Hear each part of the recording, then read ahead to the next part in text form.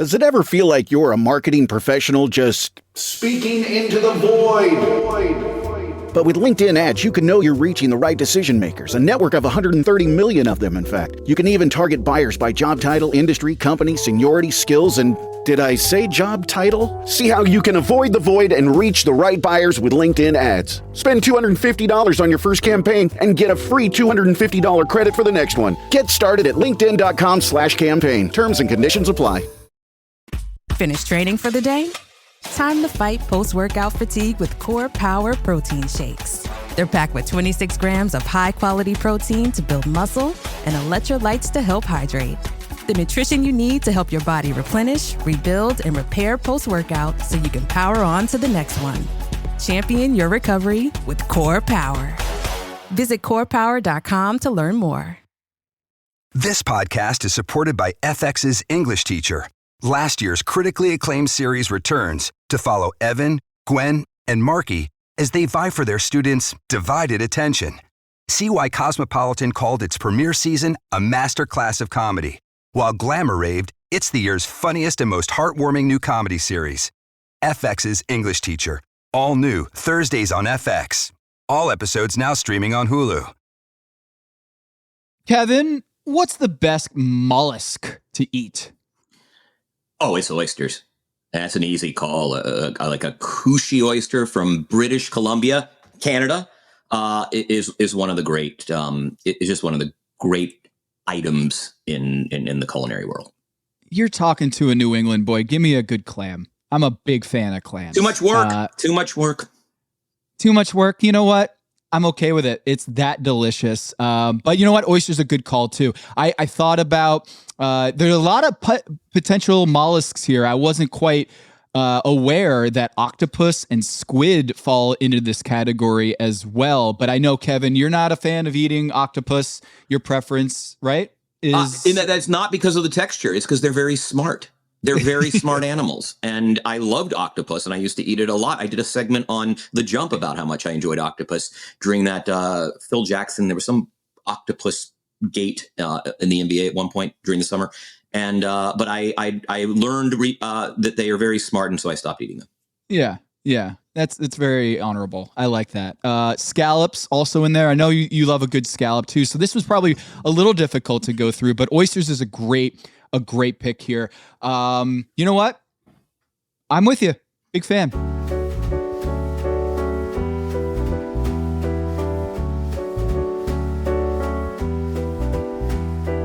This is Pack Your Knives. I'm Tom Haberstroh. I'm Kevin Arnovitz.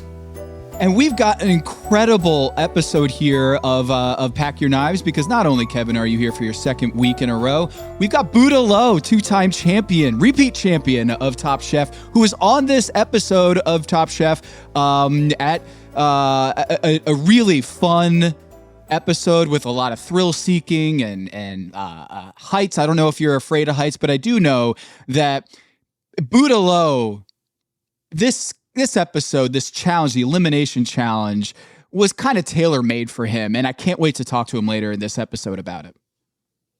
It was the absolutely appropriate episode to have Buddha Lowe, who one of the great, I think, Top Chef stunts of all time, Sam, of season 20, that charcuterie plate where everything was disguised as something it wasn't, and it is truly one of the great, in terms of production value, dishes and meals that Chef Teston has ever served. I think it's in the Hall of Fame. It is, and I can't wait to talk to him about it, because he seems smitten by Massimo's Wellington, or the trout and croute, or whatever you want to call it. Basically, this was a dish that I think a version of this that Buddha had made in the Wellington episode in World All-Stars as well. So just like, you could tell that Buddha and Massimo were just on the same wavelength. They were vibing. So I can't wait to talk to Buddha about this episode, his appearance as the guest chef, along with Greg Tarzan Davis, the actor, the Mission Impossible theme where they had to do a stunt on a plate. But first, we start with the quickfire, which we're getting down to. You know, when you're getting into the nitty gritty here is when Gail and Tom have joined Kristen at the quickfire challenge kitchen. So Kevin, are you a fan of this? I feel like we did spend a lot of time talking about the gamesmanship and the kind of the construct of the Quickfire Challenge no longer being just a guest judge, but Tom and Gail are coming in to incorporate the Quickfire Challenge to be part of their overall judgment in the elimination and the winner of the episode. So, Kevin, did this catch you by surprise? It did for me a little bit. That's my surprise. I'm very torn about this policy, right? So on one hand, I like the fact that the Quickfire is incentivized even beyond money. Right. Like I like that it matters because I do think there is a species of Top Chef contestant who's sort of like, hey, Quickfires are nice. They're good confidence builders. They're exhibition games. But at the end of the day, you really can't. There's no penalty other than perception or, just good old fashioned reputation or whatever. So I like the idea of putting something very, very essential to your survival on the line so that you perform in the Quickfire. On the other hand, and we'll talk about it later, I don't love it being, I think an elimination dish should be judged on the merits of that dish and not an extra. I'm a strict constructionist on that question, right? And so I don't love that there are people going home for dishes that they wouldn't otherwise, or people who are surviving who wouldn't otherwise because of something they did the day before or 2 days before in an entirely different competition. And I'm torn because I do like the incentive, but I don't love the outcome at the judges' table. Well, here's my take. I appreciate the incentive structure where you have something in the Quickfire that will have an influence on whether you stay or go home in the elimination challenge. What I really care about, though, is consistency and the integrity of it. Right. If you're going to put this as a policy, you have to hold yourself to it in the elimination challenge. And that's one thing I really enjoyed about this episode is that they did hold themselves accountable on that and been like, hey, Lana won the Quickfire and Cesar was in the bottom. His Quickfire fell flat with his beets steamed and beet juice with coconut fat, grilled toast with the mussels. I was happy about that because I remember there was some consternation last season, Kevin, where it felt like they weren't holding the integrity of the Quickfire mattering for the elimination challenge. And this one, they really stuck to it. Right. In other words, they kind of, in the past, they've reverse engineered a decision. You use the Quickfire challenge if it's the old thing in the NBA, right? When you ask the head coach, like, do you rely on analytics? And he's like, when it supports my argument, I do. Yeah. And when I don't, I don't. Right. The judges sort of, they will invoke the Quickfire when it helps their case and conveniently ignore it when it doesn't. Right. And so Lana comes in with this Italian sub, and shout out to Magical Elves for the production and the edit, because the way that Tom was eating that bread, I just felt like it was too crunchy, and I felt a little anxious for Lana because as much as I love the ingredients and the thought, I kind of don't like a crunchy sub disc with toppings on it. It feels hard to eat. Like if I bite into it, then everything kind of, like a bruschetta, where it kind of like flip the toppings almost flip in the air if you bite down too hard because it just like kind of boomerangs into your face. And I kind of felt that way about that dish, but she ends up winning, Kevin. So it didn't have that kind of factor in it. Yeah, ease of use is one of those funny things in food, right? Like I live with someone who won't touch a dish if it's just too difficult to eat. Right. Like, or people don't house it? Hands or getting house. Like, I don't care. Right. Like, I will get messy. I am somebody, ironically, I'm kind of the neat freak in every other phase of life. But when it comes to food, it's sort of, that's where I abandon it. And, because the ease of use is a really interesting thing. And then you'll hear certain judges say, oh, it was very difficult to eat. Like Gail at times say it was very difficult to eat. She'll comment on a dish. I don't want to do, and there's a different category. Like I don't want to do a lot of work. Like I don't want to get the crackers out for the crab and start working to get like 1/2 of an ounce of meat, and it takes me 10 minutes. But in terms of mess, I don't mind mess. Like I don't mind a thing falling apart if it tastes great. I just feel like with a disc like a bruschetta, I had this debate in my head: do I bite into it or do I just house it in one whole bite? Because it is kind of house it. Yeah. Yeah. Yeah.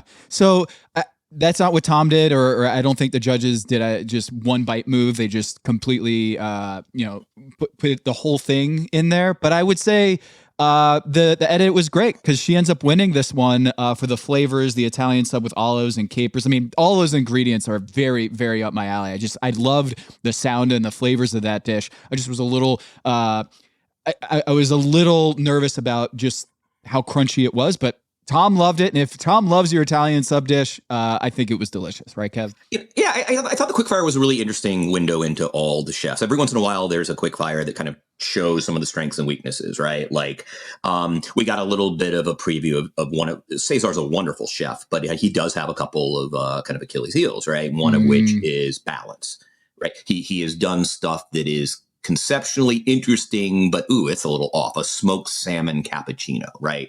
Obviously, and we'll talk about the elimination. Another dish that was too sweet here was sort of the coconut beet. That's a sweeter dish. That's what we just said. Bailey's been on a roll and had a great elimination. There are times where, and I think often to her, to her benefit, it's usually in Quickfire, maybe more so than the elimination, but there isn't enough going on, right? Like time got away from her, or the process of conceiving and executing. So she does this onion mezcal mussel with black garlic aioli and chilled apple broth, which kind of lovely flavors and everything. Yeah. But there just was a little less going on than there needed to be. There was a piece of texture missing, right? It was sort of a broth and the thing. And then on the other hand, you have like Tristen, right? Where not only does he do the zucchini blossom, but and you see Tom credit him for using the mussel to create a vinaigrette and to create an emulsion. Like he does these very chefy things that are just chef bait. And I don't even want to, I feel weird about saying it in that way because it seems to suggest, he's doing something gimmicky. He's not. He is being a chef in all of his chefiness, right? So it was very interesting. Like it was I like the Quickfire. Also, I just love mussels. They're not oysters, but they're damn good, and I do love I love mussels in any form. Yeah, PEI mussels for sure. It was really cool to have that. I kind of. It wasn't top of mind when I was watching Top Chef Destination Canada, like when are they going to do the PEI mussels episode, but they brought it out here, and Massimo, we had a top chef squash blossoms off here with, they almost did the same exact dish. They even had an emulsion. Instead, Massimo did the tomato emulsion. And I wanted to get your opinion here because Carly Levitz at packyourknives.com on the Substack, go subscribe if you haven't already. By the way, he was just doing fantastic work. Carly is just killing it. I love those posts. It feeds my sort of inner stat geek, like early Hollinger and Rob Nyer kind of. It's so much. So good.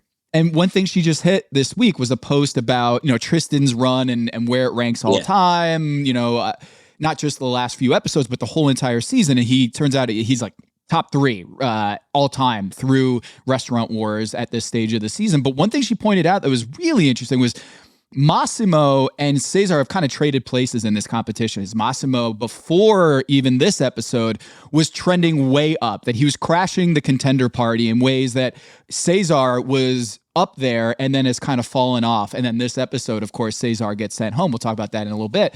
But Massimo and Tristen doing the same squash blossom dish in a sense, kind of felt like almost a symbolic thing, because it does feel like Massimo is really trending at the right time here. Is he's entering the competition, the contender party, and it later just blowing the mind of Boudreaux is a great harbinger for your ability to win in this competition. I didn't have him as a real serious contender a few weeks ago, but now the numbers back this up from Carly's analysis, and I do think that I can see it. I can see him being a dark horse in this competition. Yeah, no, I mean, look, technique can win, particularly I think in the Kristen Kish empire. Like I do think that he's got some tricks, and it'd be interesting. I'd love to know if the trout and crude is something he's done before, and it's sort of a, I do think these chefs arrive with a few intentions to kind of execute specific dishes, and I wonder, but I mean, it looked wonderful, and we'll get to it. But Massimo is, I mean, I think he's got some game. I mean, I think we're now at the consistency portion of the show where it's just, how often do you play error-free ball? And that can carry you into contention. And then do you have just enough flourish to a high enough ceiling to actually, once it gets beyond that, and where you aren't going home for bad stuff, but stuff that simply isn't good enough. And I mean, yeah, I've got him as a dark horse. I probably rank him behind Vinny. Mm-hmm. I think at this point, it's, Bailey's a tough one for me. She's so skilled, and she is sort of the like I like her floor. The question is ceiling. And then the elimination suggests that it's higher than I might have thought before the week started. But there's sort of that next cluster, and I think it's sort of ceilings and floors, and I think Massimo has clearly more margin has more potential for error, and he also has these high ceiling flourishes like the Trout and Crew. So rather than rush through the elimination challenge here, Kev, why don't we save these questions or our thoughts on elimination challenge for Buddha when he arrives here momentarily? Because I don't want to go too quickly in terms of our thoughts on elimination challenge, but let's spend a little moment here talking about, are you a thrill seeker, Kevin? I can't remember. Like, are you a guy who, if you were supposed to walk on the edge of the CN Tower to gain a benefit or gain an advantage in a reality TV show competition, would you be like Massimo and Lana, that were a little skittish about going to the edge there? Or you're like, you know what? I'm going to do this. I got this. No problem. I mean, I don't love heights. I bungee jumped in Queenstown, New Zealand in 2004, and found it to be an interesting, like, just adrenaline. It's like, what was really interesting about it is my friend wanted to do it. I was like, if we're going to do it, I have one condition. We have to do it first thing in the morning. Like, I'm not going to think about this all day. Like, we got to be out there. Like, they open at 8. Let's just do it at 8. And he was like, all right, cool. And I was terrified. I did it. It was pretty cool. Not something I need to do again. But what was really interesting is we went back to like where we were staying, and I had so much adrenaline that morning, and we went to like wineries and everything after that. It was really fun. I mean, like the hours after it is sort of like the hours of getting out of the cryo chamber. Like, your body is just tingling for hours afterwards. But like, we went back after lunch at like 3, and the next thing I know, like, I woke up and it was 9 p.m. Like, I napped for 6 hours. I was like, and like my friend Mike was just like, hey man, I was like, time for dinner. He's like, yeah, it's late, but like, there's probably, I was like, wait, what time is it? And, but I probably would do it. I mean, the rationale I always have is whenever I get terrified and I don't love heights, I just remember that like, this is a Canadian company and they're not going to tolerate anyone falling off a building. And so you just try to rationalize like, okay, this is going to be a really unpleasant, terrifying experience, but I'm not going to die because, no one dies doing this. Right. Like, nobody does. Right. Like they've got you in this silly red costume and your belay and whatever else I don't know, the harness and everything. Like, I'm just going to do it. And yeah, I'm not going to turn down an advantage in a competition. I mean, like, I'm not going to and also I'm not going to be seen on on national television as like forfeiting an advantage because I didn't want to like, thrust my chest out into a harness. Like, I'm just not going to do it, but I'm not going to enjoy it either. It's 1,000 feet in the air. It's 116 stories. So like, we can all say, like, it's like the old Mike Tyson line. Like, everyone's got a plan until he got punched in the face. Yes. So I feel like I would go up there and be like, you know what? It's fine.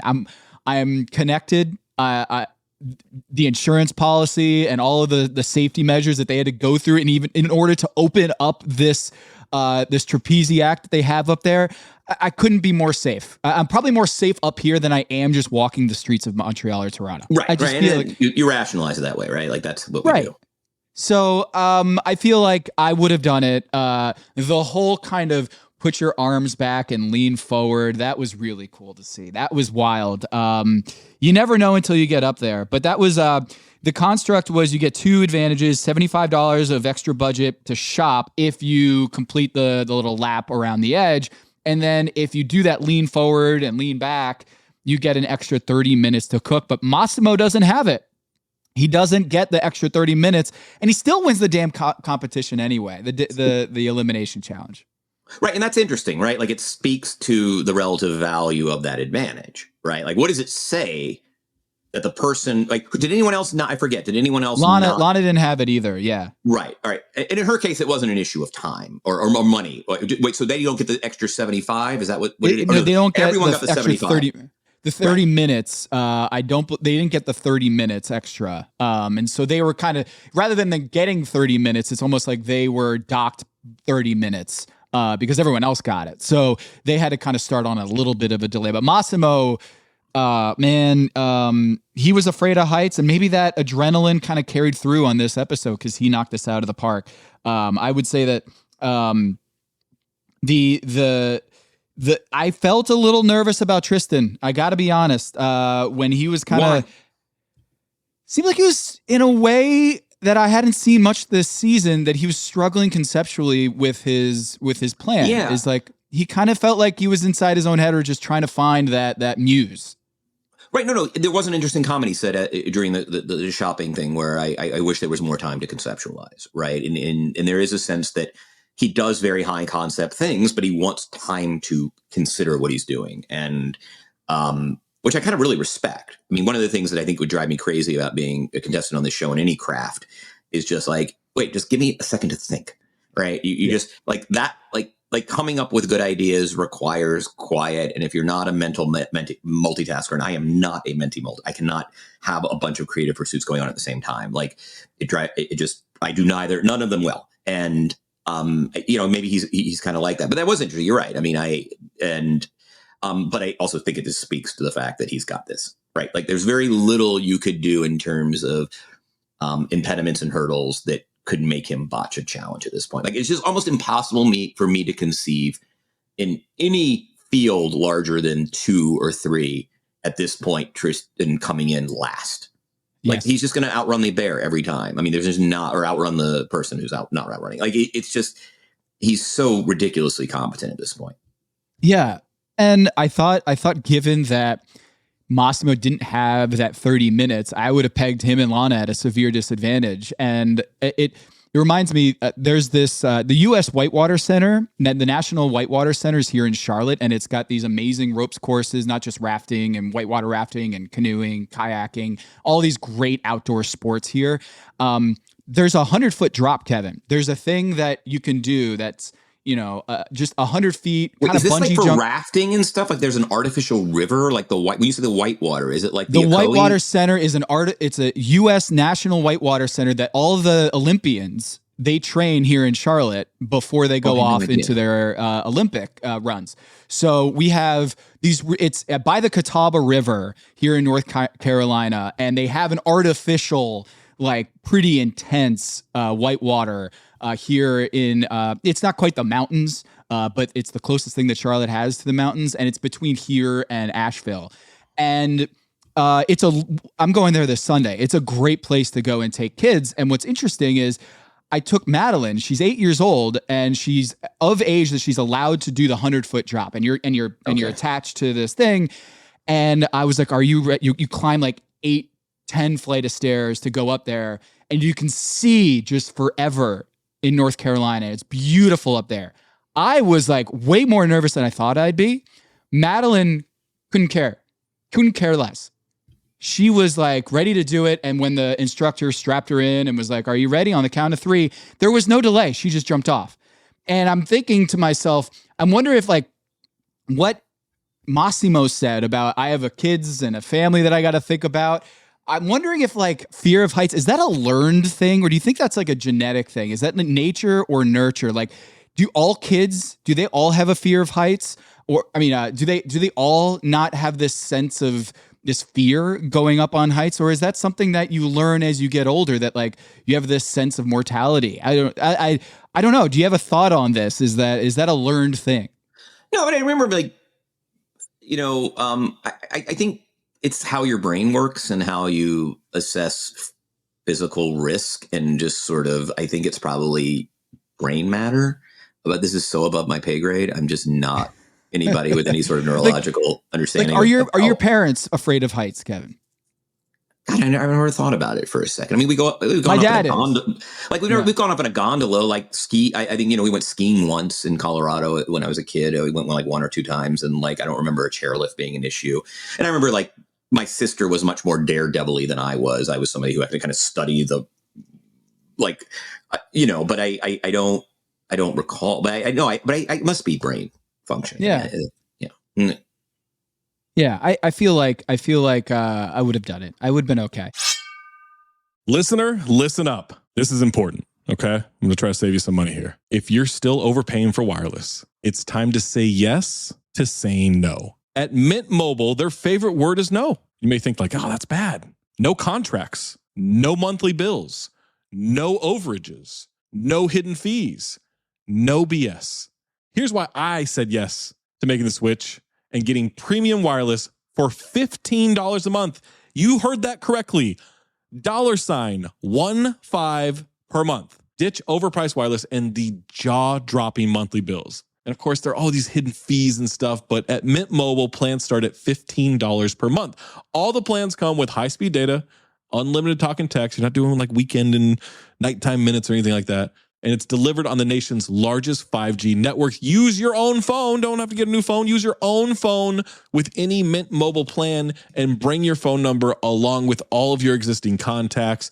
I switched months ago. People have asked, did you actually switch? Yes, I actually switched months ago, and I don't know what to do with all this extra money. I've cheated the system here. I've rigged something. This is an Ocean's 11 situation where I'm stealing wireless from Mint. That's how good a deal it is.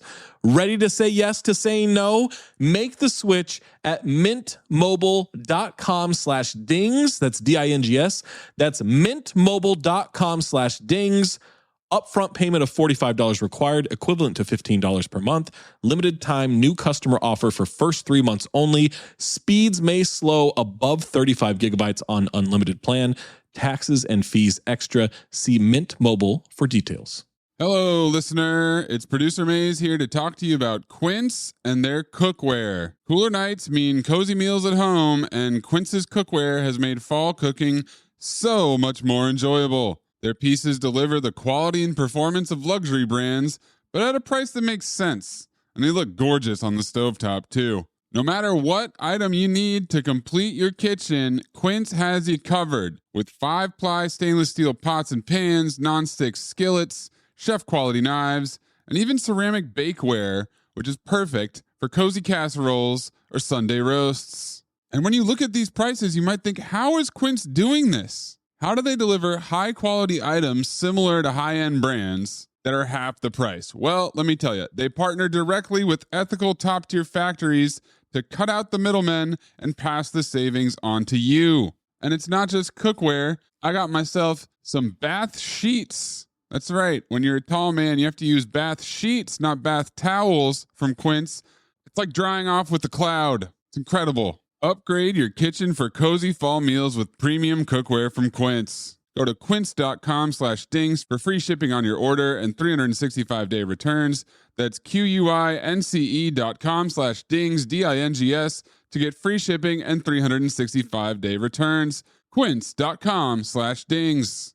Hello, listener. It's Producer Maze here to talk to you about Kindred. Now, close your eyes like Owen Wilson during a job interview and imagine a way to travel that feels personal, comfortable, and connected without the price tags and the sterile feelings of hotels or short-term rentals. Now open your eyes and stop using your imagination because Kindred has made it very real. That's exactly what they do. Kindred is a members-only home swapping network. It's not a hotel. It's not a short-term rental. It's a smarter way to travel where each stay feels like home. Here's how it works. With Kindred, your home is your ticket. You earn credits by hosting fellow Kindred members, and then you use those credits to stay in over 220,000 homes in more than 100 cities worldwide. There are no hotel costs or rental fees, just the credits that you've earned. Every stay comes with white glove service, 24/7 trip support, and $100,000 in host protection. Make it easier for you to travel and enjoy yourself and not worry about details. I've used Kindred and I found an amazing home for a weekend getaway in an idyllic location with amazing views and great ambiance. It had everything I needed. And the best part was, it cost me $0. So apply now at livekindred.com and use code DINGS to join for free. Plus, you'll earn 5 nights of travel credit just for signing up. That's right. That's 5 whole nights for free at livekindred, KINDRED.com, code DINGS, DINGS, livekindred.com, code DINGS.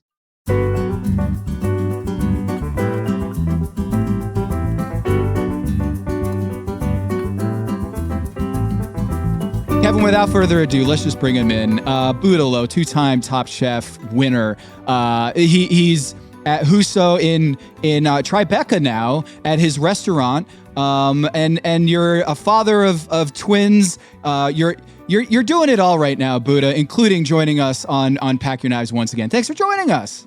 Thank you. I mean, I'm definitely deep in the weeds for sure. New restaurant, twins, New York City. I mean, it has definitely been an ongoing challenge since Top Chef. I finished Top Chef All Stars, but I mean, I wouldn't have had it any other way.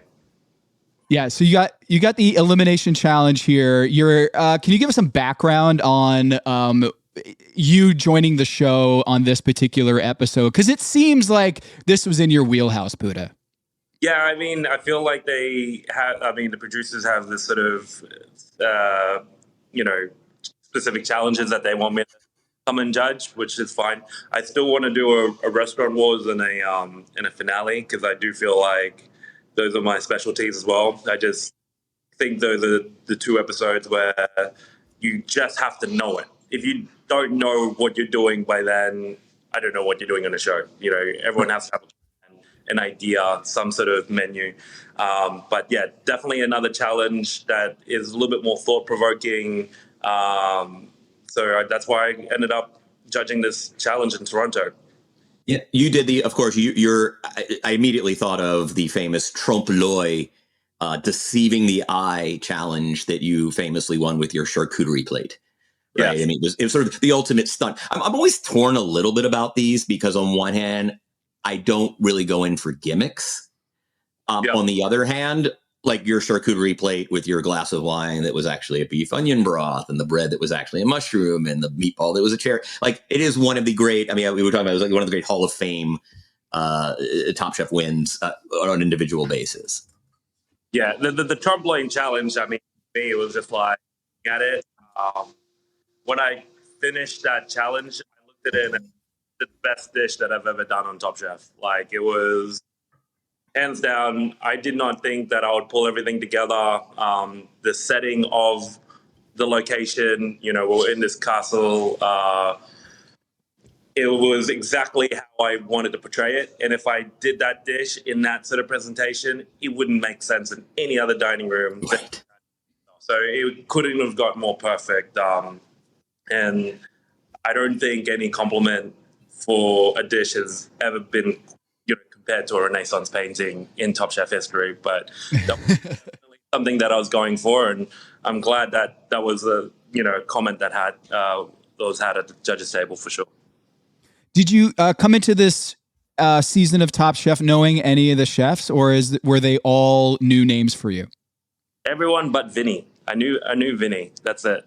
Me and Vinny, we worked at, I'm pretty sure it's probably been shown that we worked together at 11 Matson Park for maybe 3 to 4 months. He came in as a sous chef, just finishing up at the Nomad. And as a J1 cook, I mean, you don't really get promoted at all, so you will just stay as a cook. And he was the person that was kind of leading the line.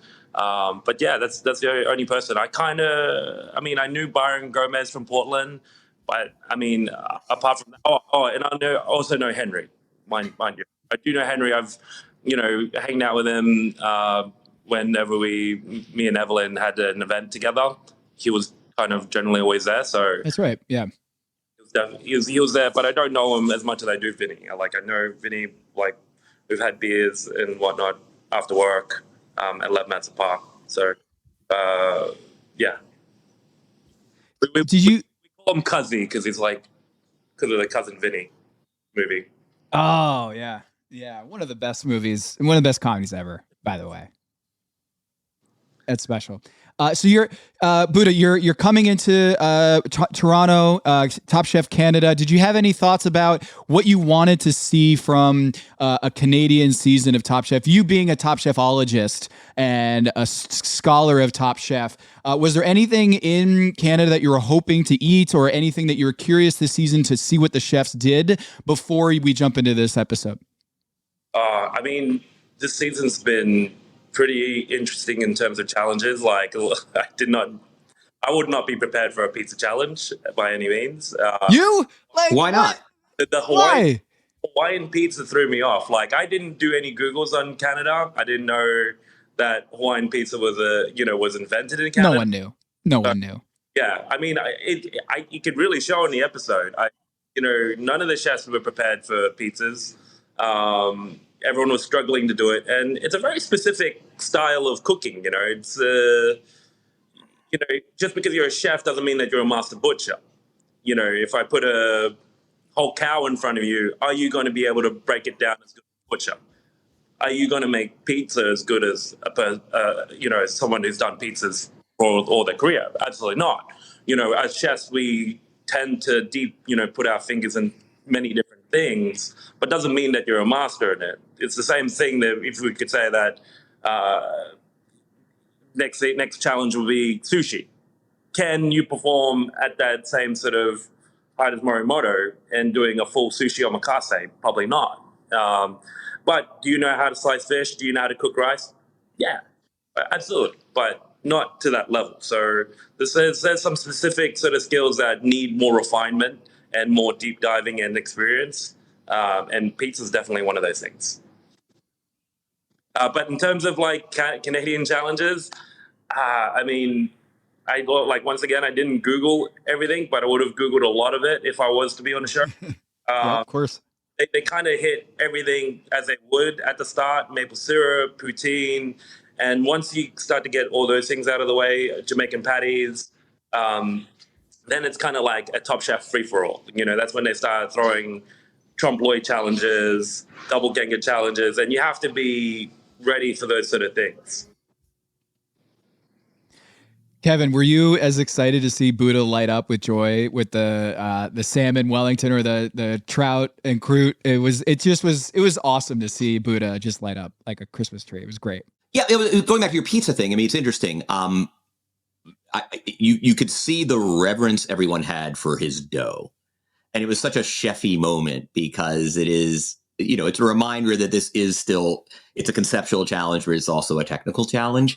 And I also, as a as a home chef, it was sort of like, it was also just, you just forget how, can you talk about you guys were impressed because it is just, I imagine it's just an incredibly difficult thing to do in that amount of time. And what was the just nature of the holy cow, how did you pull that off quality?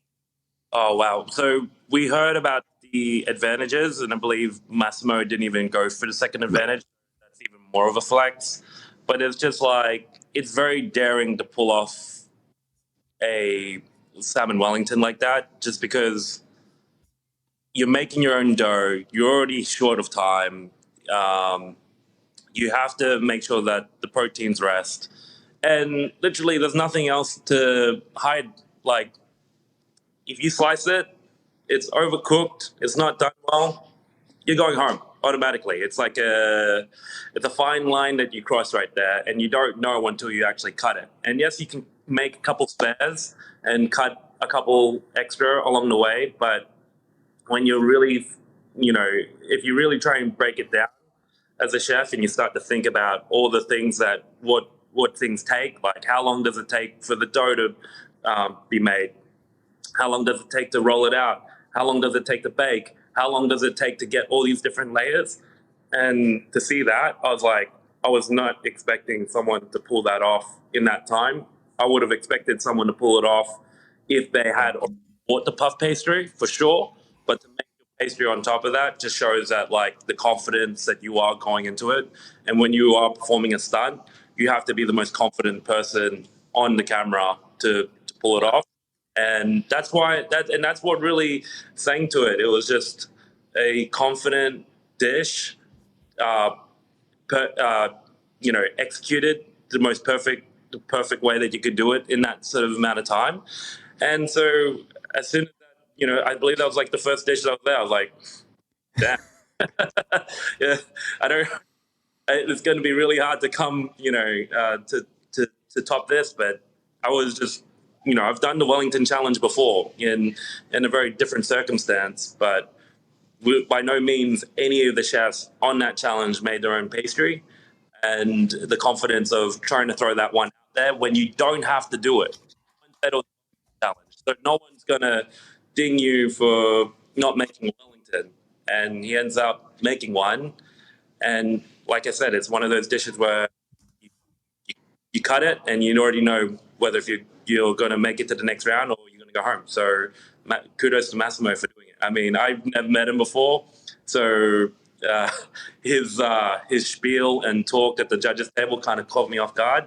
But it was really what caught you off guard? Is it the energy? Is it the joke? Like what about his presence caught you off guard? I mean, after 2 seasons, we get after doing 2 seasons, we get a lot of chefs that are just like, this is my dish. But he was kind of like, so this is my dish, and I'm going to, there is a skill to Top Chef, and selling a dish is also, it doesn't give you all the points, but it does definitely, kind of give you a bonus point, I would say, just because it's like what Tom says. If you stuffed up something or you missed something on a plate, just don't say that you're missing something. There is a point to your explanation. This is your time to tell the jury, plead your case. And you can use that to your advantage, or you could really, highlight something that you stuffed up that you didn't want to. And by him trying to really go with the story, we already understood the story, but knowing that his story aligned with what we're seeing on the plate was even more incredible. Well, Buddha, we can't eat the food. You did eat the food. So yes, the technical side of it, the preparation, the level of difficulty, all of that said, at the end of the day, it's got to taste good. So can you remember exactly, what really popped while you ate this dish? Because the story is great, the technique is great, but ultimately the flavors is what's going to carry you. It was a dish where you just ate it and you think that no one had time restrictions. You'd be happy to eat this in any restaurant. And it was seasoned correctly. It was cooked perfectly.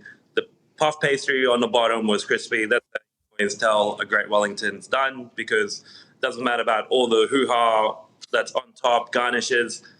The real execution is making sure that puff pastry on the bottom has texture, and it did. And every sort of salmon that was on the plate was cooked consistently, and there was nothing that we could say about it.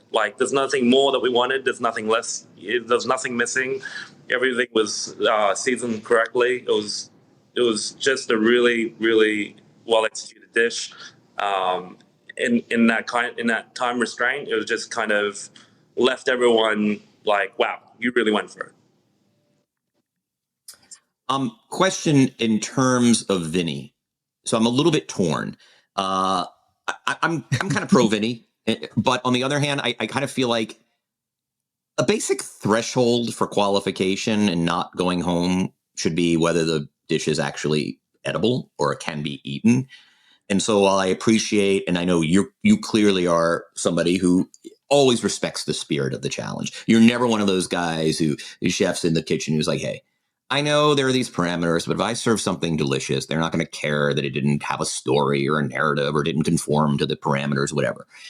That said, I don't understand how that can is dysfunctional as Cesar's dish might have been, and I want to hear about it. Its sweetness and lack of balance. I just, hey, at least it got into mouths. Right, because if the argument is, oh, that was more, but Vinny was more truthful to the challenge or faithful to the challenge, then literally a special effects guy from the Universal lot could have come in. The guy's never picked up a spatula in his life, done something that was completely inedible, but boy, was it cool, and said, okay, but you congratulations, his was too sweet. Never mind that yours was inedible. you stay. Like that was sort of my big conceptual and philosophical issue with this verdict. Kevin, before I hear Buddha's answer here, can you run through the dish and the ingredients to refresh his memory on Vinny and Cesar? The laser beams with breadstick keys. Like, can you just go through I have it here. So Vinny did this beautiful thing with breadstick lasers and a golden key, and then you break the lasers over the beef tartare and beets and whipped foie and harissa because there's a dry ice, but he left it on his dry ice too long. He said 90 seconds when apparently a fraction of that will freeze beef. Whereas Cesar did an Arctic char with I believe a turmeric custard and some romaine jam. It was a miniature CN tower. And it was the consensus at the judges' table, and you can can confirm this, is that it was just too sweet. That it just it ate too sweet. There was a lack of balance. So that was sort of the great debate at the judges' table. You're absolutely. Thank you, Tom. It was probably 7 or 8 months ago. So yes, to give you that refresher. No, it's good. I mean, those two dishes were definitely that I remember because we're ultimately deciding and tossing and turning between those two chefs. But yeah, it's a very tough one. I understand where you're coming from. At the end of the day, it's an elimination challenge. If you can't put it in your mouth, you're automatically kind of going home. There's nothing really to judge. But, I mean, there's a huge... I've thought about this for a while, and the only way that I can put it is the format of how Top Chef's going. And how Quickfires really, really, become an important part of the elimination challenges eventually. So the thing is where I try to grasp it, and, me and Tristen, we were both on the side of, like, we're very traditional in a way of, like, we can't eat it. That person needs to go home. Regardless of any chef, I mean, we've seen great chefs, like Katiana's already gone. Katiana is a force, like, it doesn't matter. Like, what you serve on a day is what you serve on a day. But we have now changed into the part, now it's after Restaurant Wars, where your quickfire is accounted for your overall thing. And from what I got, because I was not at the quickfire, Tristen was there, is that if I was to break everything down into a point system, okay? And apparently Vinny had a really good dish, which actually did make top 3 or would have made top 3 in the quickfire. Cesar had a dish that was on the bottom. Right.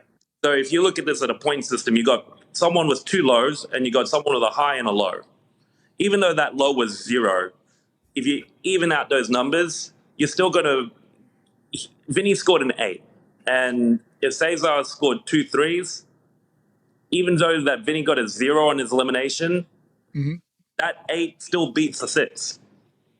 And I was as a guest judge, it was kind of confusing for me because I was never there at that challenge. But for the main judges, it made sense for them because if we really want to take this elimination quickfire thing seriously, this is the move that we have to go for. Because both of them, one we couldn't eat and one we just didn't like. We didn't know how it tied in with the challenge. We didn't know.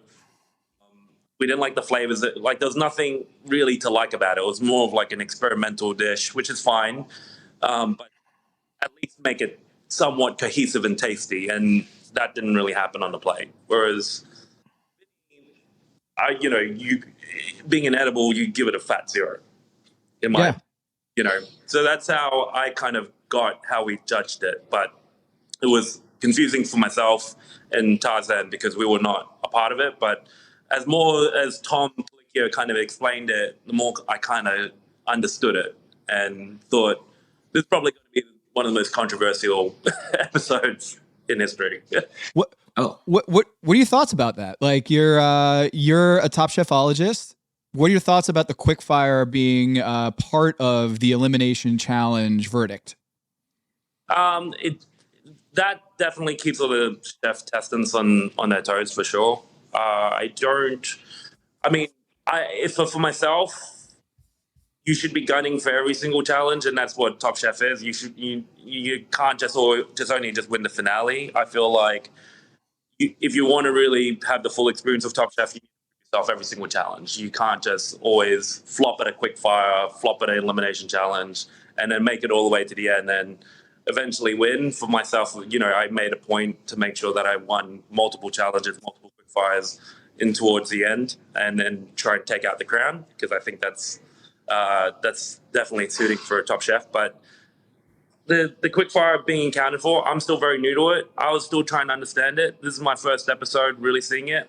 I do believe that last season, when this whole quickfire thing was trying to be accounted for, it did kind of get muddled up, and I can kind of see the reason why this season they're trying to go, okay, we need to make a point that the quickfire really does matter. And 100%. So it makes the whole episode seem like a continuous elimination challenge, really.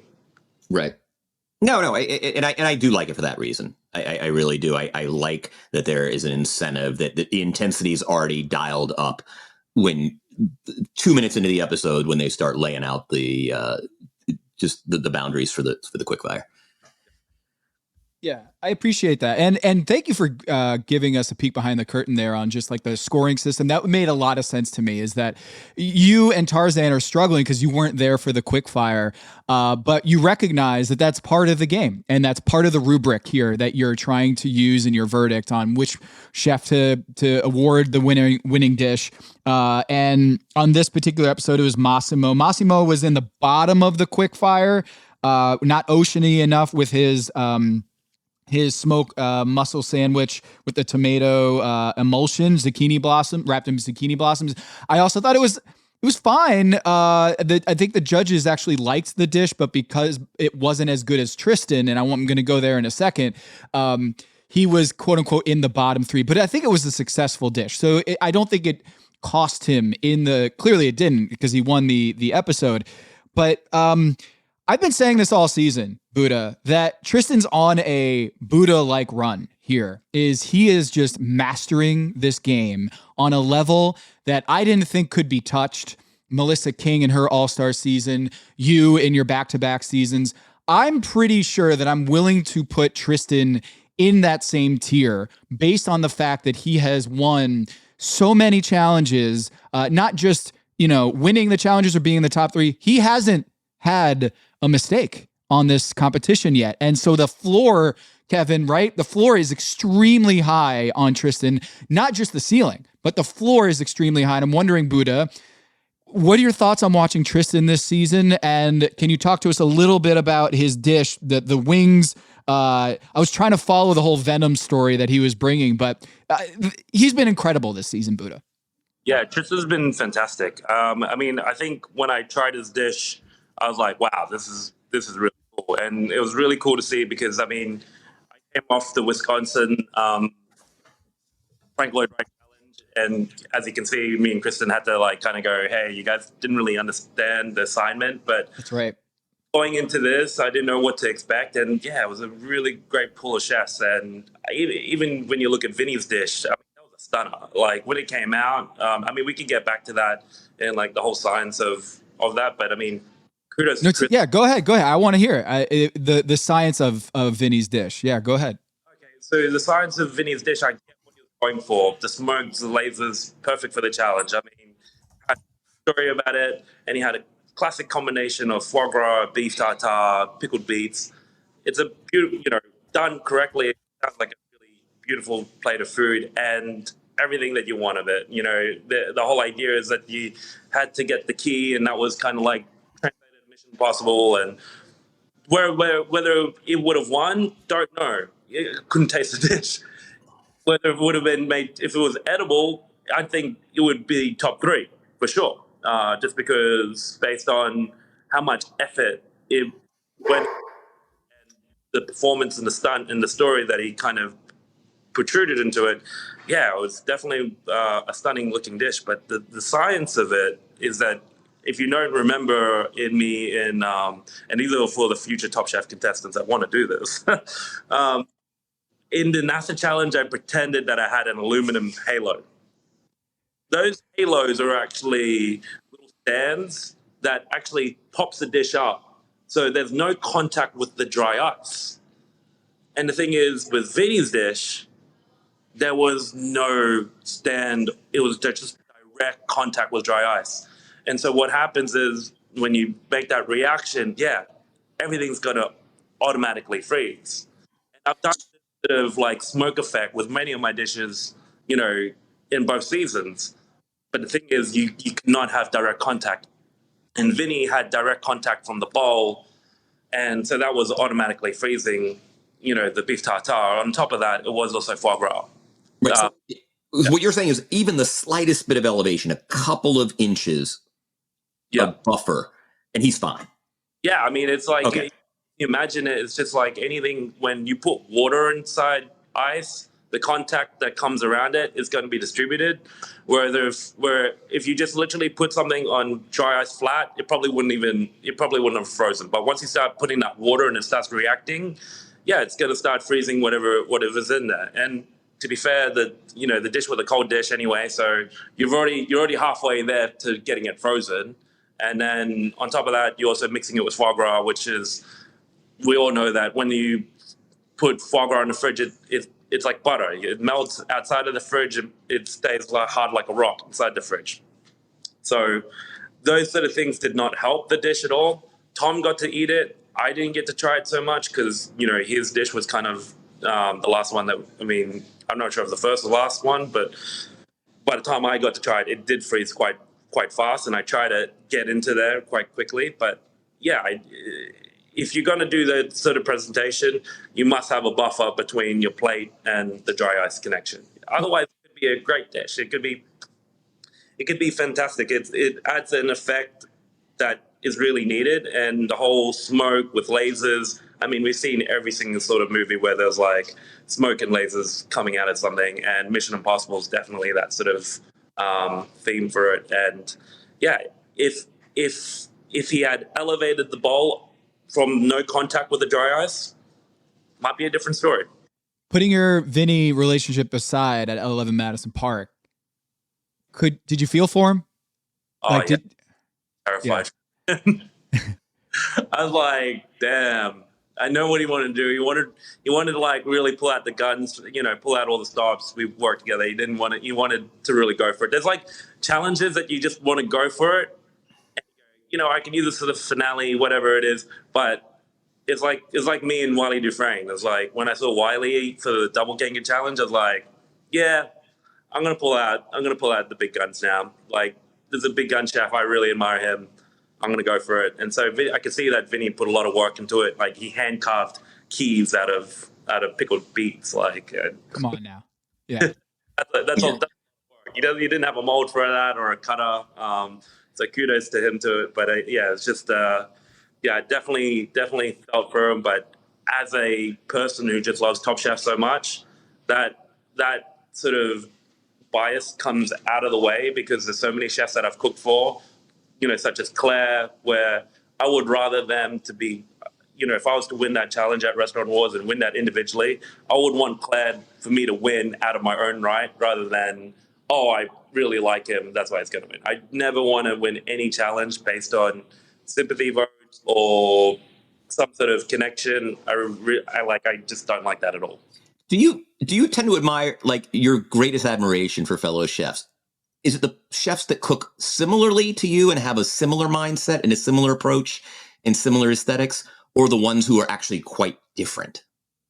I admire all chefs, to be honest. Yeah, that's a very I don't know, generic sort of answer, but I could watch someone, fold noodles for hours and I'll just be like, oh my God, that's so cool. And I could watch someone, like Thomas Keller. Like, I just watched the Jamie Oliver on Netflix, Chef's Day, and, it made me cry. Like, it was just so beautiful to watch. It's someone that inspired me when I was so young, and like just watching his journey through everything. And he by no means he's ever got a Michelin star or cooks the food that I do. I'm a person that loves all forms of food. I just happen to fall into the fine dining realm because I find this is the area that really pushes me and doesn't really give me a boundary. apart from just really trying to blow people's minds. But there's so many different layers of food that I love and appreciate.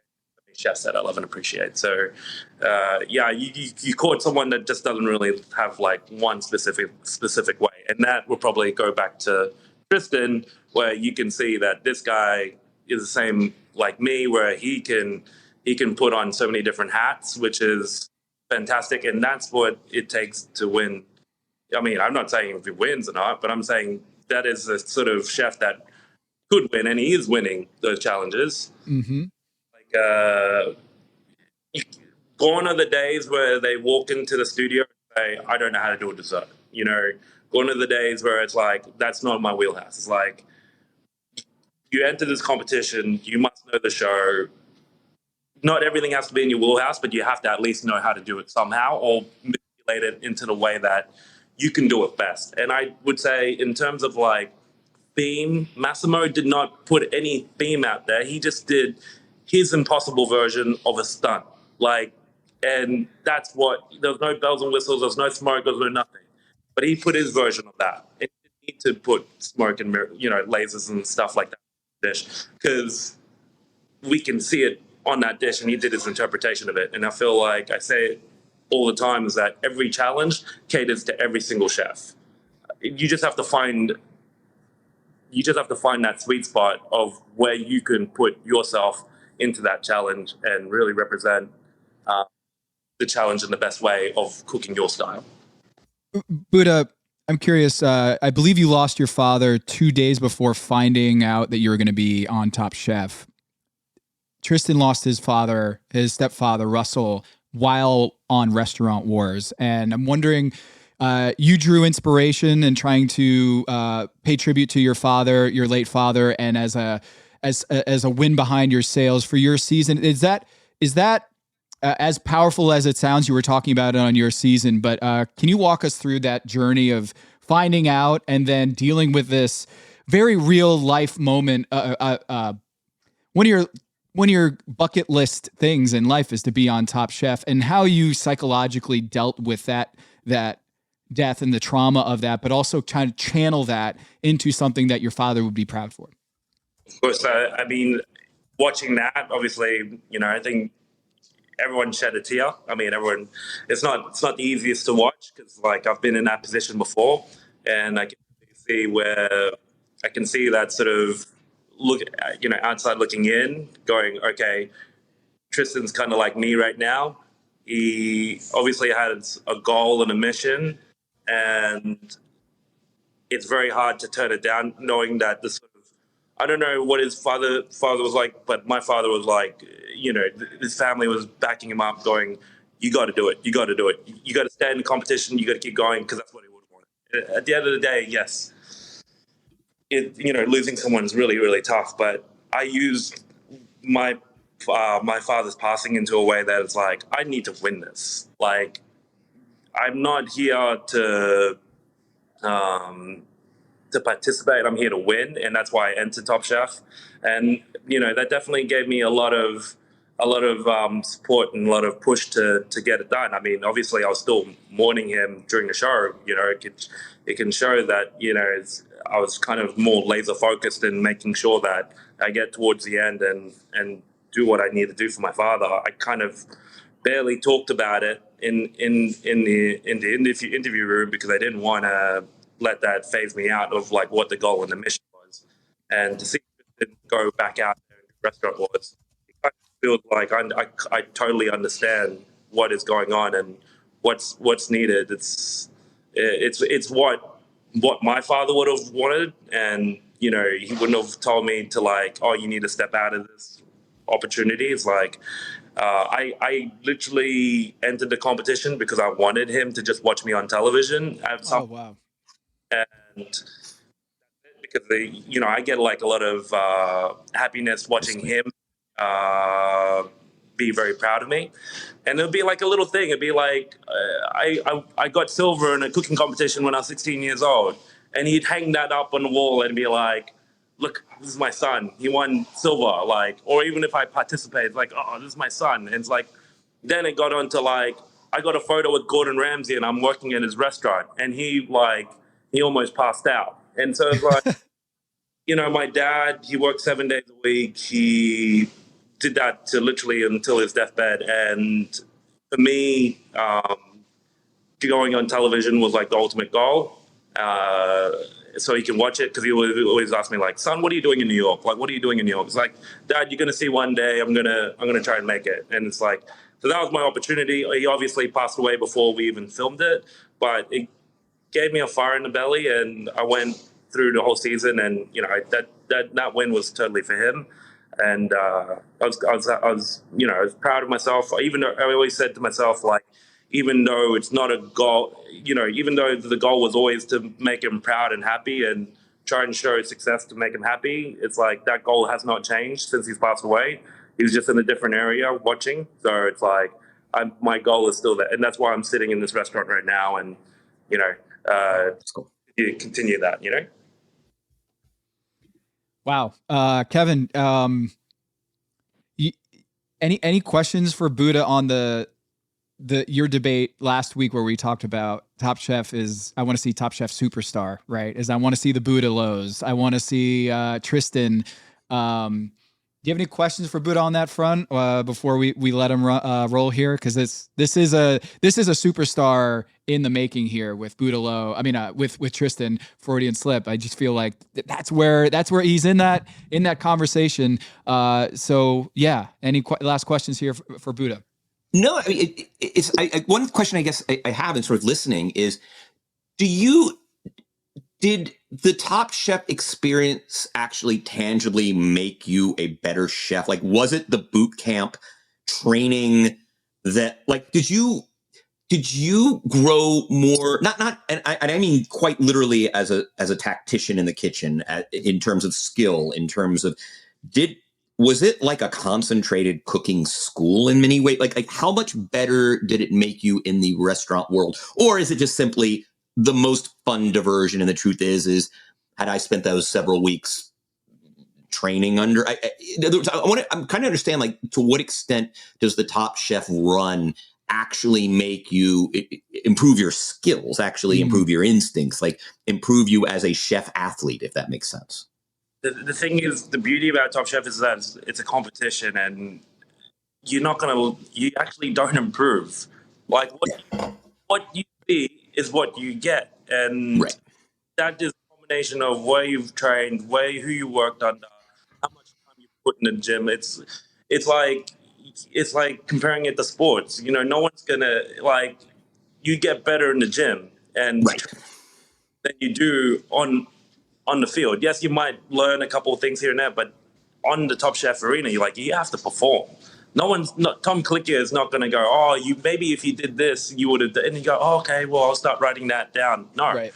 It's like, if you don't bring it, you don't bring it. And that's the beauty about a competition, is that it's not a masterclass. It's a competition, and it's either you win or you lose. And I think that's the beauty about Top Chef, is that it really highlights everything that a chef needs to be able to do. It's not like these competitions where you got 30 minutes, cook a dish, and see what you can come up with. You have to work in teams. You have to come up with restaurant ideas. You have to find out these problems that a normal chef would. It's like, you go to Whole Foods, there's no corn, and your whole dish is based on corn. Well, you got to pivot. It's like, okay, well, that's what a chef does. Like, you can't always rely on all these different things, all these different outcomes, who you're going to work with, who you're going to have to, the conflicts that happen, you have to manage. So all those sort of things, you can't just learn on the spot. You have to have already had these sort of communication skills, leadership skills, cooking skills under your belt before going to Top Chef competition. Yeah, it's a demonstration. It's not an incubator. It's a demonstration of those skills. Yes, that's the perfect way to put it. And that's the beauty of it, and that's what I love about it. It really showcases where you're at in your career, and that's why I would never tell anyone to do it. Just jump onto the opportunity. Really, really make sure that you're ready to go for it, because Top Chef doesn't happen a lot of times to every chef. Kevin, I know you got to jump. any last thoughts here? I had a couple more questions for Buddha, if that's all right. If Buddha, you got a couple more minutes here. No, Buddha, I look forward to making it Tribeca. I need to get to New York more. I've not been good at it. But I cannot wait to sample the stylings of Budalo in person. Finally, I need to make that happen in the next calendar year. It was wonderful seeing you. Thank you. This episode is brought to you by 20th Century Studios' new film, Springsteen, Deliver Me From Nowhere, starring Golden Globe winner Jeremy Allen White and Academy Award nominee Jeremy Strong. Scott Cooper, the director of the Academy Award-winning movie Crazy Heart, brings you the story of the most pivotal chapter in the life of an icon. Springsteen, Deliver Me From Nowhere. Only in theaters October 24th. Get your tickets now. For a limited time at McDonald's, get a Big Mac Extra Value Meal for $8. That means 2 all-beef patties, special sauce, lettuce, cheese, pickles, onions on a sesame seed bun, and medium fries, and a drink. We may need to change that jingle. Prices and participation may vary.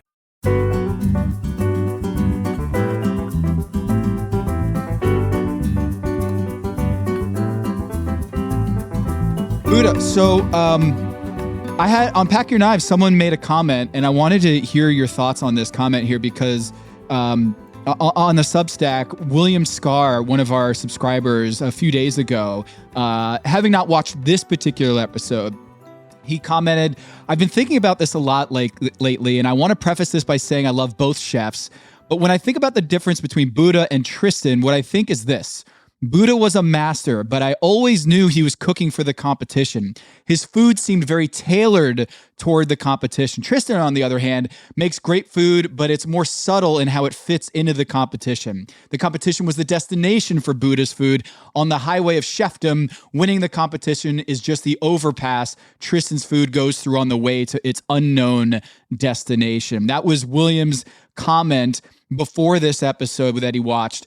I kind of felt like there was a turn here for Tristen in this episode where when he showed the timer onto the judges table, or when he presented his dish and said you have 30 seconds to extract this thing in Mission Impossible style, I felt like Tristen kind of turned a corner where it felt like he was really hyper tuned to Top Chef and the competition and the story and the theatrics and kind of tailoring not just his cuisine to making a great dish, but telling a story too.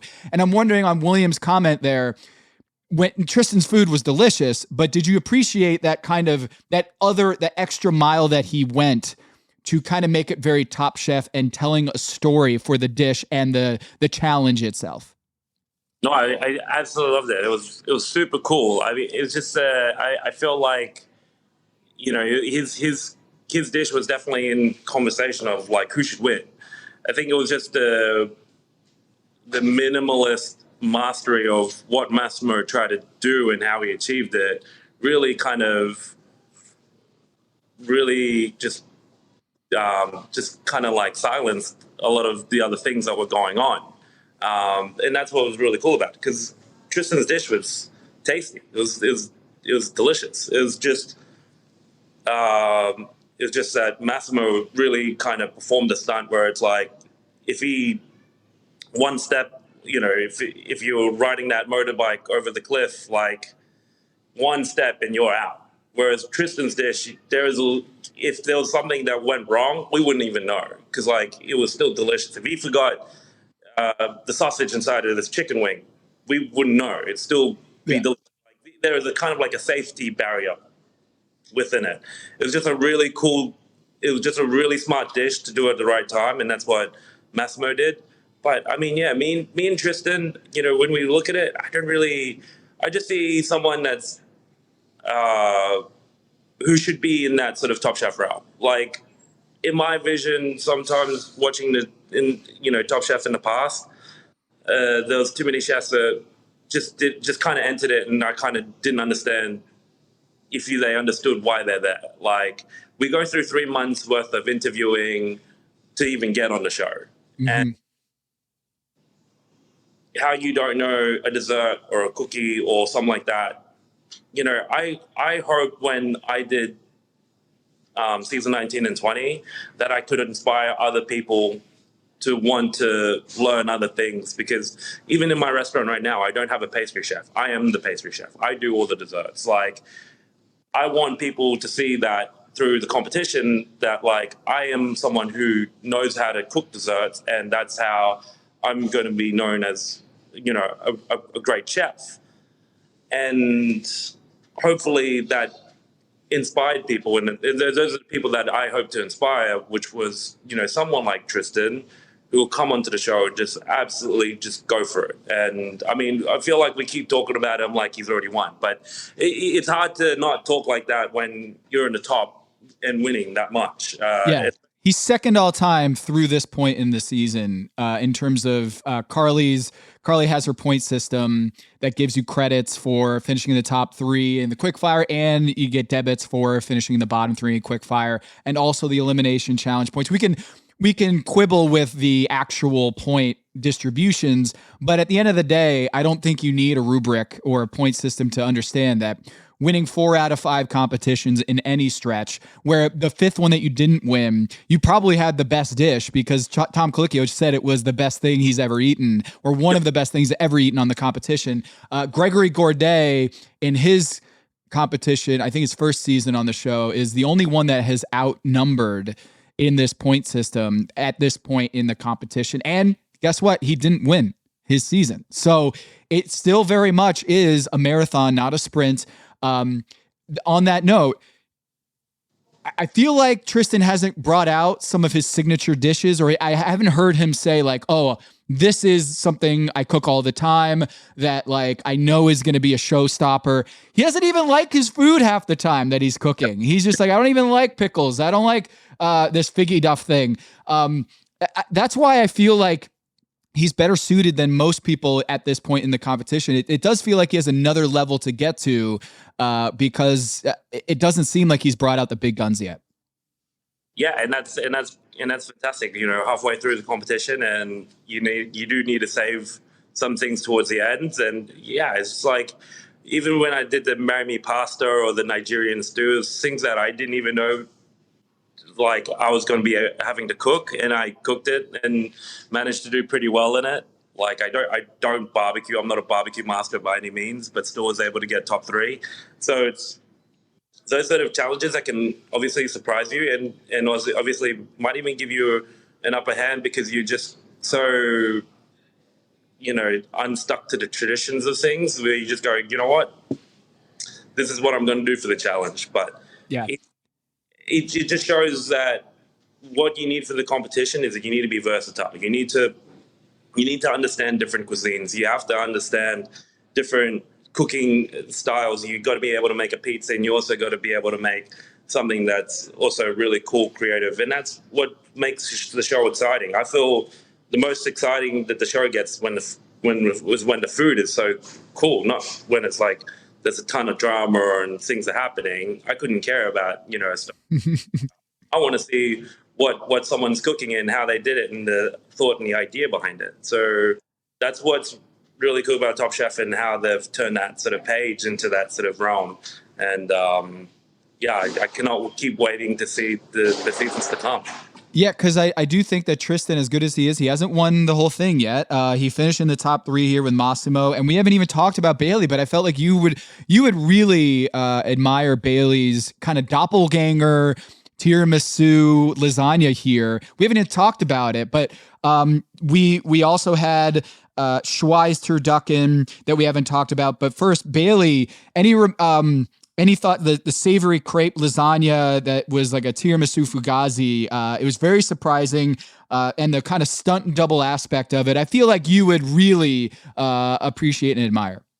Yeah, it's really cool to see like that sort of double ganger sort of dish come out. I think the only sort of critique that we could have had from it is that, you know, it did feel kind of more catered to that sort of a challenge. We will still trying to find that sort of, you know, stunt /risk factor. And that's what we saw in the other dishes of like, what does a stunt mean to you? And this is more of like a, you know, it's a stunt double, but it's not a stunt. The stunt hasn't performed a stunt. But it was a real cool creative dish. But yeah, it was kind of like hard to focus when we got that salmon Wellington at the start. And the turducken from Shawai, where he oh, and Lana too. We didn't do the fried fish basket with the little heart pipettes thing that she did, and the critique that we saw on the edit was, if you closed your eyes, you wouldn't have imagined the fried fish basket, and the connection there to the story didn't come forward enough. It was deconstructed, but in terms of the challenge itself, didn't kind of land in the same way that some other dishes did. So Lana, any stray thoughts on Lana's the heart pipettes, which I thought was cool, but also Shwai's turducken, Buddha? So Lana's dish, I mean, we saw what she was going for, but at the end of the day, when we did close our eyes, kind of felt like it's obviously a dish that she's done for a very long time, and it's a very tasty iteration. It's a very tasty original dish. But when we got it, it kind of felt like a least successful version of that dish. And it's okay to like try and do something different and recreate it, but if you do something like that, it has to at least taste like the original, or if not better. And it didn't hit that way. It just kind of felt confusing on what the stunt was actually performed, or what the risk taking was. We're doing a dish that is from a childhood, and we put it, the sauces inside the pipettes. So it wasn't a terrible dish by any means, right, but a dish that just kind of like went, oh yeah, this is definitely in the running for winning. It's and then Shwai's dish, the turducken.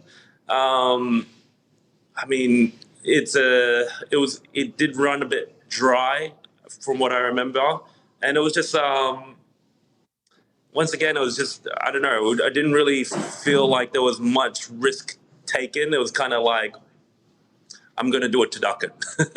Yeah.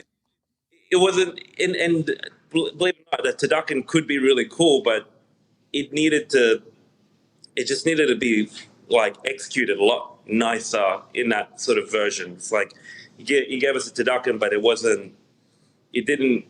there's so many layers that you could do it to make that thing look a lot nicer and portray the story. But it wasn't the worst. It was the middle. It was a middle tier. It was in the middle. Yeah, it was fine. I thought it was interesting. Lana, if she didn't get quote unquote immunity from her quickfire performance win, yeah, do you think she would have been sent home? No. So she was in a tier above even without the quickfire.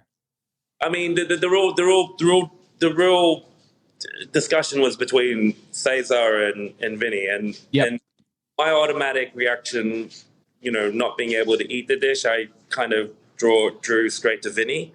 But I am not there every day. I am not one of the main judges, so I cannot speak towards to something you didn't eat either. It's just something that you weren't there for. Yeah, I can't try it. I mean, that's kind of, I'd say, the most debatable. Another debatable thing is like, well, what's the point of the guest judges if they're not there for the quick fire as well?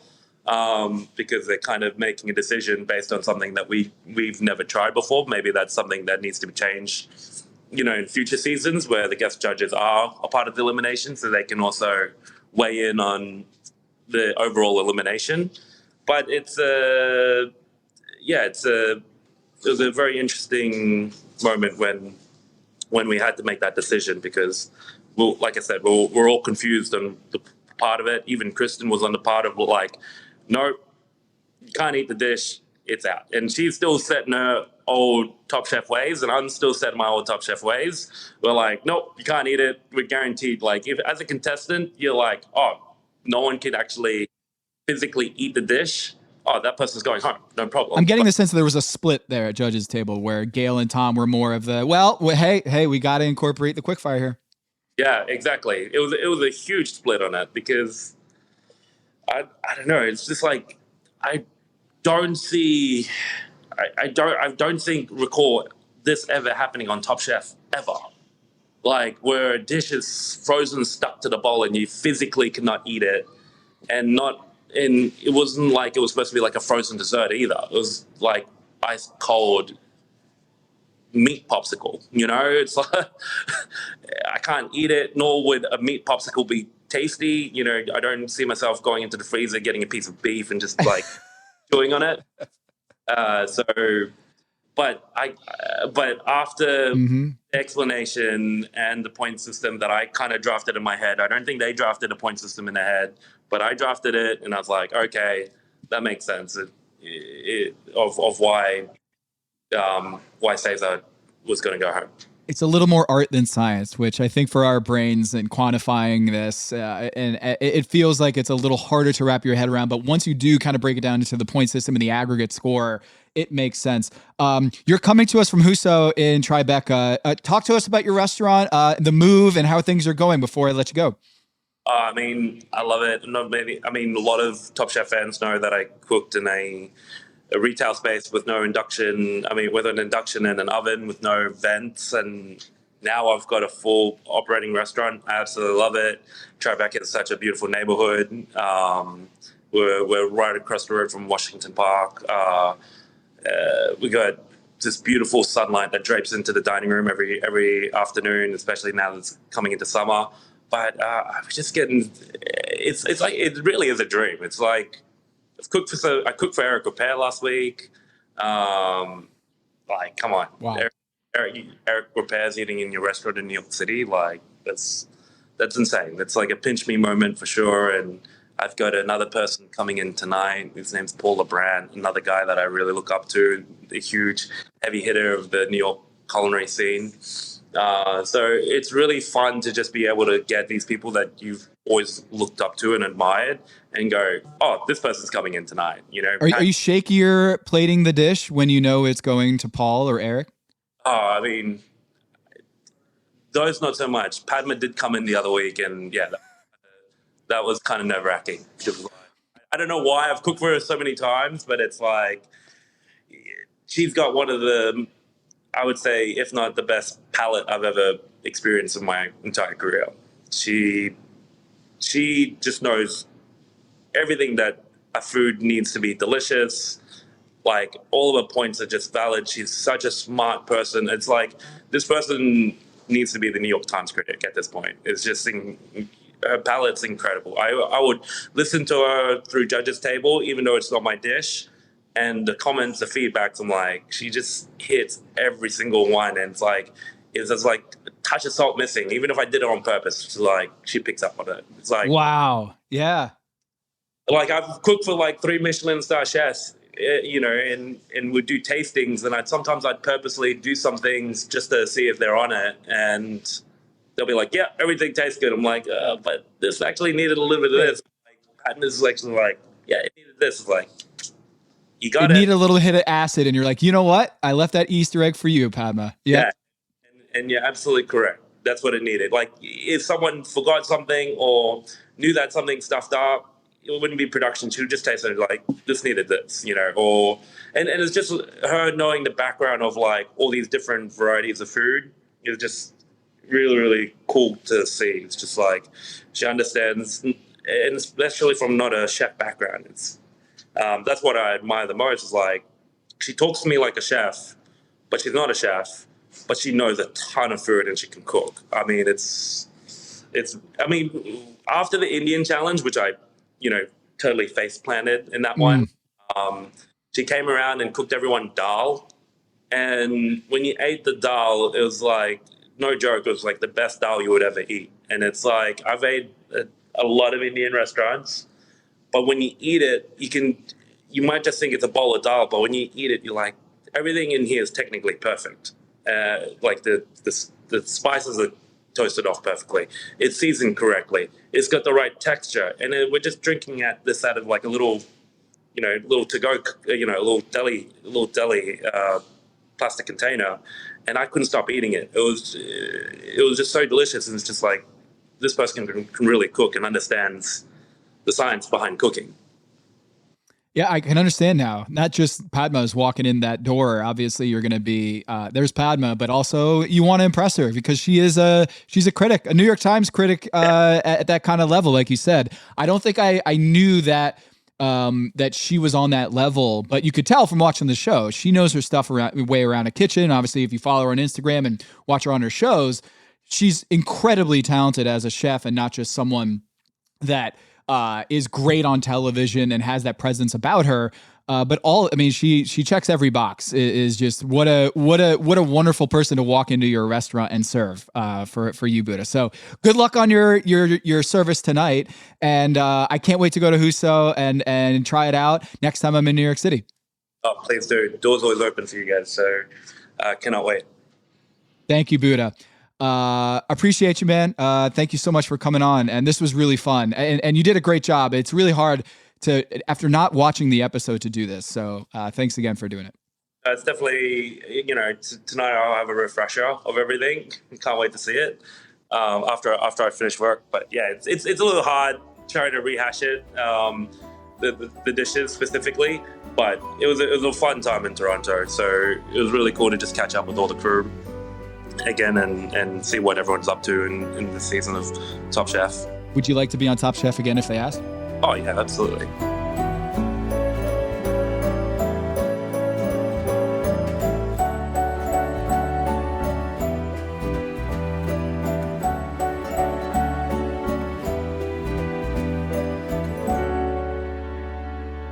All right, we're getting down to just around the finish line here with the second Last Chance Kitchen round. It's Paula versus Katiana. Paula getting sent home. Very saucy, apparently. It didn't occur to me on the Top Chef season that she had done a sauce or heavy on the sauce in all of her dishes. Paula did. And so Tom Colicchio says, look, I want you, Grandma Chic. You got sent home for Grandma Chic restaurant. We're going to do a nostalgia dish that includes a sauce because you, Paula, are very saucy in your dishes. And she was like, all right, I got this. She does a coconut-based Ecuadorian sauce, the lobster enconcado, with a southern succotash. Feels like she was whistling. She was whistling. She felt completely in the zone. You know who's also in the zone is Katiana. Her sauteed snow peas with seared scallops, potato onion puree with a yuzu soy, grilled wasabi. Yeah, just better. Tom has continued to be wowed by Katiana's dishes. And again, I think if Katiana makes it back into the competition, she would be in that top tier along with Tristen, and the way that Massimo has kind of played himself into that tier recently. I think Katiana, she makes it back all the way. She could win the whole thing. She could have a Kristen Kish run. She could have a Joe Flam run. She's just so good. She has completely redeemed herself after getting sent down for that porridge, and I feel very validated that I drafted her number one overall. So Katiana wins. Fantastic dish because Paula, the lobster was a little undercooked, and I felt like she said she was missing her family, missing her kids, and a little homesick. Well, she can go back now. She doesn't have to go back to the Top Chef competition. She goes back to the peanut gallery. I think it's only one more episode of this. I think we're one episode away from re-entry into the competition. I don't see how they can go much longer without it. So next week, Katiana versus Cesar in the Last Chance Kitchen Thunderdome with Tom Colicchio. We'll talk about that next week.